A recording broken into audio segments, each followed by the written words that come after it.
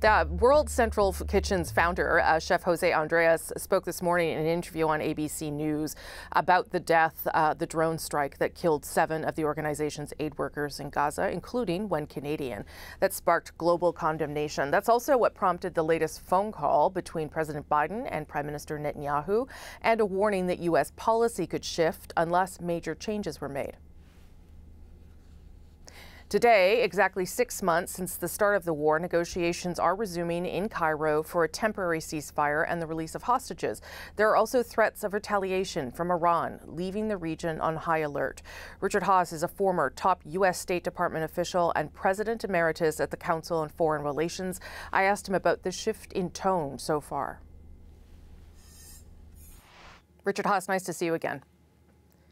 Always good to be seen. Thank you. I want to start with this phone call between Netanyahu and Biden this week with, it would seem, an ultimatum, and Israel now responding with a promise to open new aid routes into Gaza immediately. What does that signal to you? Well, what it was I would call a slightly soft ultimatum. It wasn't exactly clear what was required. It wasn't exactly clear what would be the consequences if Israeli behavior were not judged to be acceptable. But the fact that the Israelis responded on the, at least partially on the flow of aid into Gaza is welcome. I think people obviously want to see what they do in terms of future uses of force, whether the offensive in Rafah goes ahead, if so, how it is conducted, and then there's any number of other issues. Yeah, just to drill down a little bit on the phone call that happened on Thursday, Biden said that he called on Israel to make changes or else there would be a change in U.S. policy. We heard the same thing from Secretary Blinken.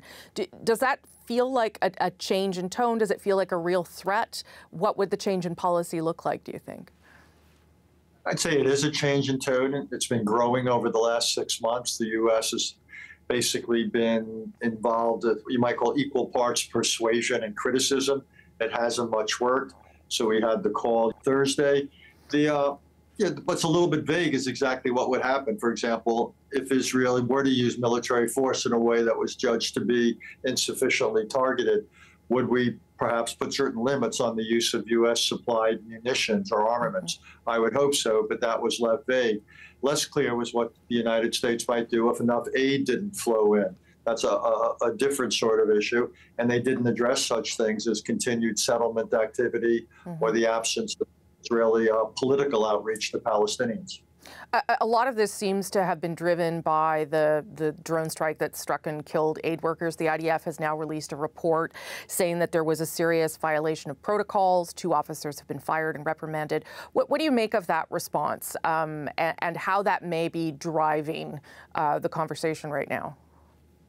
Well, clearly, what happened the other day had a real impact. It's the first time I've seen the kind of official Israeli apology that we saw over the last 6 months. I still have a lot of questions about exactly why the vehicles were targeted. And I think it raises questions about what is the balance of consideration, if you will, on Israel's part when you believe, as opposed to know, but when you believe you have Hamas fighters in vehicles that you can target, how do you weigh the upside from Israel's point of view of neutralizing them, of killing them, as opposed to killing innocents? And that still wasn't clear to me, so I think we'll have to judge that going forward. Is an independent investigation necessary? Certainly that's what the UN is calling for. What the UN is calling for, it's what the people in the NGO are calling for, Jose Andres is calling for. Look, I think Israel did an impressive, quick investigation, but whether that'll be enough for some, I don't know. I don't have a lot of confidence, I'll be honest with you, in UN investigations, given the history of the UN and how politicized it is. When we last spoke, you were calling for Biden to speak directly to Israelis. You had suggested to him and publicly an address at the Knesset. Is that still something that you think would be useful at this time? And do you think that Israelis would be open to a message from the president? Absolutely. Again, as I just mentioned, one of the things Israel has not done is put on the table any sort of a political horizon. Look, you can't defeat Hamas solely with military tools. You've got to show there's a preferable political alternative.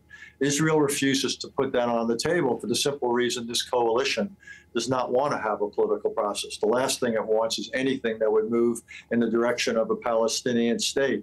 But I believe it's essential, and I believe the president ought to put that on the table. Whether he does it from the floor of the Knesset or the Oval Office or Yankee Stadium is secondary to me.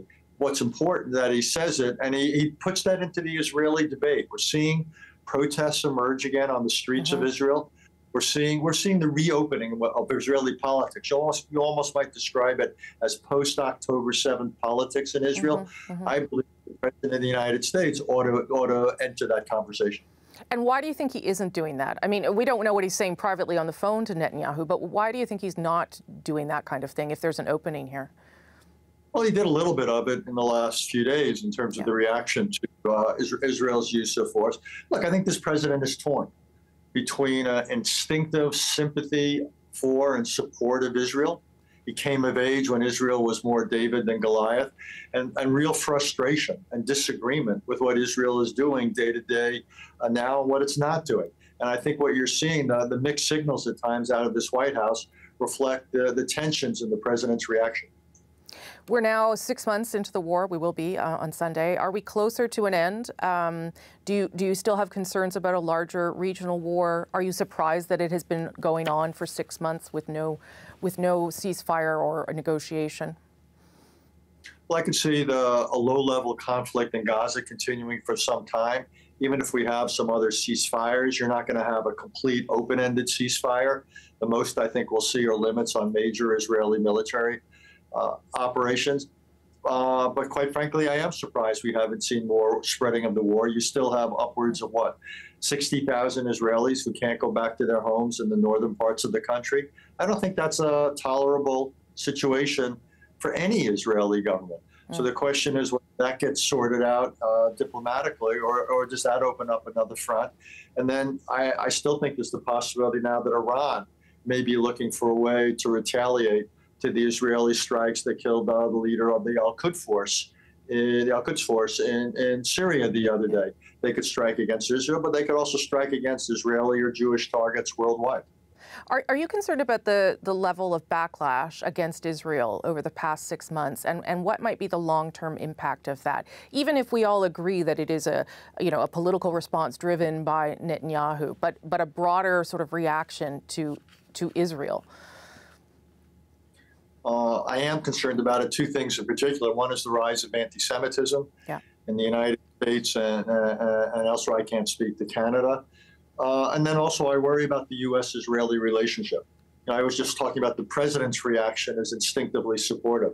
That's not the case of people in their 30s and 40s. A lot of them see Israel very much as the occupying country. They see what's going on here now with the use of force. Well, the day will come when this generation of 20 and 30 and 40-year-olds, they're dominating American foreign policy. And I worry that their entire approach to Israel is going to be much less supportive, much less, the default option will not be sympathetic. It's one of the reasons I think what Israel is doing and how it is doing it is remarkably short-sighted. Richard Haass, thank you so much for your perspective. Always appreciate your time, sir. Thanks again for having me.